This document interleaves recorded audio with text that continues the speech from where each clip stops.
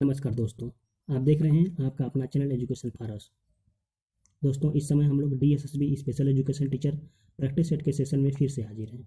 इससे पहले 10 वीडियोज में लगभग 225 प्रश्नों को हम लोग देख चुके हैं। तो इस प्रश्न श्रृंखला को आगे बढ़ाते हुए कुछ और प्रश्नों के साथ हम लोग आगे बढ़ेंगे। दोस्तों, यह प्रश्न श्रृंखला आप लोगों को कैसा लग रहा है? आप लोग कमेंट करिए, लाइक करिए और यह चैनल सब्सक्राइब करिए और अपने दोस्तों तक भी इस वीडियो को पहुंचाइए ताकि उन्हें भी इससे लाभ मिले। तो आइए हम लोग सीधे प्रश्न पर चलते हैं। प्रश्न है, अति अल्प श्रवण अक्षमता का स्तर कितना है? मतलब mild hearing disability range is. तो आप लोग जानते हैं अति अल्प मतलब माइल्ड 26 से 40 होता है, तो बी ऑप्शन सही है। नेक्स्ट क्वेश्चन है, कान में छिद्र के माध्यम से मवाद का लगातार बहने की स्थिति क्या कहलाती है? इसका ऑप्शन ए है ASOM, बी BSOM, सी TSOM और डी MSOM। तो इसका ऑप्शन ए है ASOM।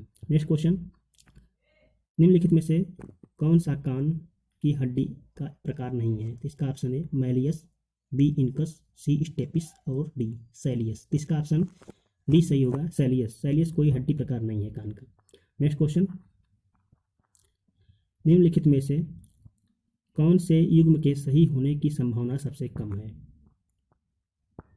तो ये देखिए 4 युग्म है। पहला है, बच्चे भाषा के बारे में निम्नलिखित निश्चित ज्ञान के साथ प्रवेश करते हैं, चॉम्स्की। बी, भाषा और विचार प्रारंभ में 2 भिन्न गतिविधियां हैं, वाइगॉस्की। सी, भाषा विचार पर आधारित है, प्याजे। और डी, भाषा वातावरण में एक उद्दीपक है, VF स्किनर। तो इसका डी ऑप्शन सही है। नेक्स्ट क्वेश्चन, एक बच्चा अपनी मातृभाषा सीख रहा है, वह दूसरा बच्चा वही भाषा द्वितीय भाषा के रूप में सीख रहा है।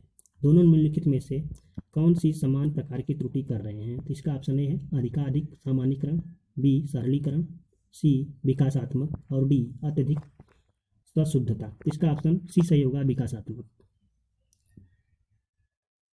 नेक्स्ट क्वेश्चन है, फुल फॉर्म टीबी का फुल फॉर्म बताना है। तो इसका ऑप्शन पहला है tuber of brain, B traumatic brain, C tuberculosis और डी ट्रेनिट्रोल्यूलेंस।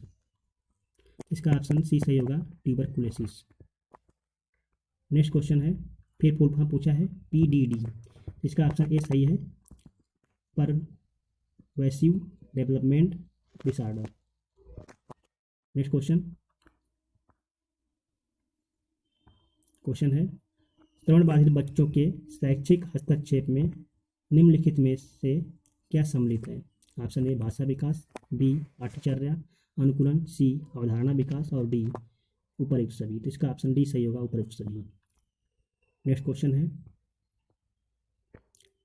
प्रतिभाशाली बालक में निम्नलिखित में से किन क्षेत्रों में सामान्य बालक से आगे निकलने की प्रवृत्ति होगी?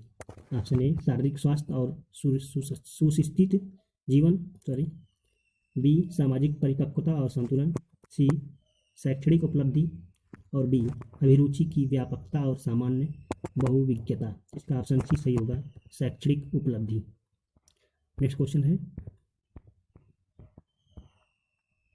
निम्नलिखित में से इस क्षेत्र में बधिर बालकों में सुनने वाले बालकों की तुलना में सापेक्षिक हीन भाव दर्शाने की प्रवृत्ति होती है। इसका ऑप्शन ए है सामाजिक भावनात्मक विकास, बी भाषा विकास, सी वैयक्तिक और सामाजिक विकास और डी शैक्षणिक विकास।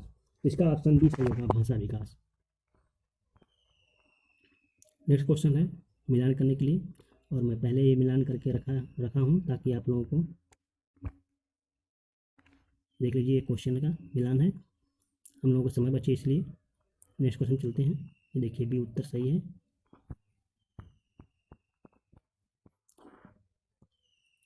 समावेशी विद्यालय योजना के संदर्भ में कौन सा कथन गलत है? ऑप्शन ए समानता की भावना का विकास, बी धनात्मक आत्मसम्मान का विकास, सी विशेष आवश्यकता वाले विद्यार्थियों में आत्महीनता की भावना का विकास और डी विशेष बालकों में के नैतिक आचरण को उठाना। इसका ऑप्शन सी है, विशेष आवश्यकता वाले विद्यार्थियों में आत्महीनता की भावना का विकास। नेक्स्ट क्वेश्चन है, अधिगम अक्षमता में समावेशित है? ऑप्शन ए श्रवण या मांसपेशी अशक्तता, बी मानसिक मंदता, सी भावनात्मक गड़बड़ी और डी भाषा, लिखित या वाचिक कोश के समझने या प्रयोग पर विकार। इसका ऑप्शन डी सही होगा। नेक्स्ट क्वेश्चन, विद्यालयों में विद्यार्थियों की असफलता के बारे में निम्नलिखित में से कौन से कथन सही है? ऑप्शन ए विशेष जातियों और समुदायों से संबंधित विद्यार्थी असफल होते हैं क्योंकि इनमें योग्यता नहीं होती है, बी विद्यार्थी विद्यालयों में असफल होते हैं क्योंकि उन्हें अधिगम के लिए उपयुक्त पुरस्कार नहीं दिए जाते हैं, सी विद्यार्थी असफल होते हैं क्योंकि शिक्षण उस तरीके से नहीं किया जाता जो उनके लिए समर्थक हो, और डी विद्यार्थी असफल होते हैं क्योंकि विद्यालय व्यवस्था प्रत्येक विद्यार्थी की आवश्यकता और अभिरुचियों का ध्यान रखती है। इसका ऑप्शन सी सही होगा, सी और डी इसके हिसाब से। नेक्स्ट क्वेश्चन फुल फॉर्म पर है FERPA, इसका ऑप्शन ए सही होगा, family educational rights and privacy act. Next question है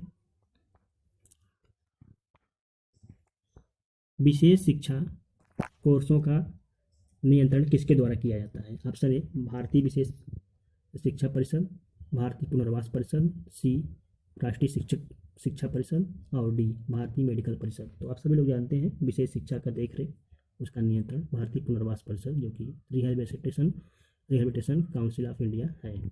नेक्स्ट क्वेश्चन, सीखने की अक्षमता का संबंध है?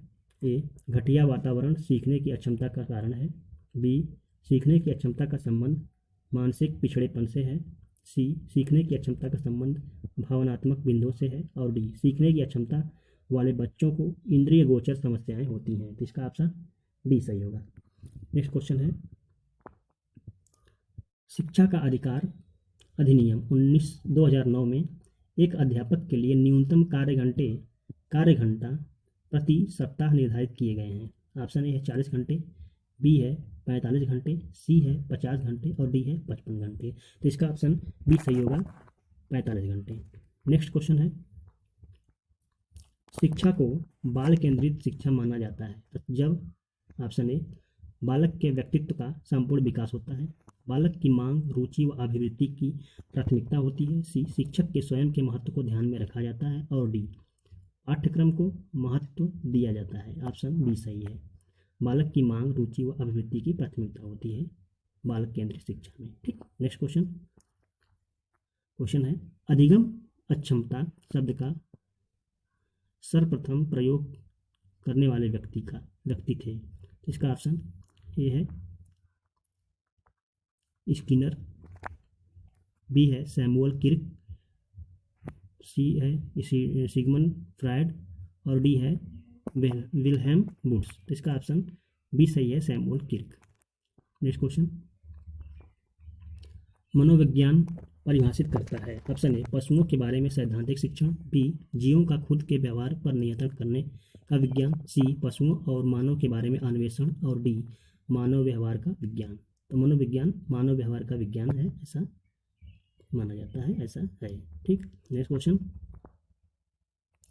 निम्नलिखित में से कौन सा विकास उत्तर बाल्यावस्था के लिए उपयुक्त नहीं है? ऑप्शन ए साधारण खेलों के लिए शारीरिक दक्षता अधिगम अक्षमता है, बी एक पुरुष या स्त्री की सामाजिक भूमिका प्राप्त करना, सी व्यक्तिगत स्वतंत्रता पर प्राप्त करना और डी हम उम्रों के साथ रहने के लिए सीखना। तो इसका ऑप्शन बी है, एक पुरुष या स्त्री की सामाजिक भूमिका प्राप्त करना। Next question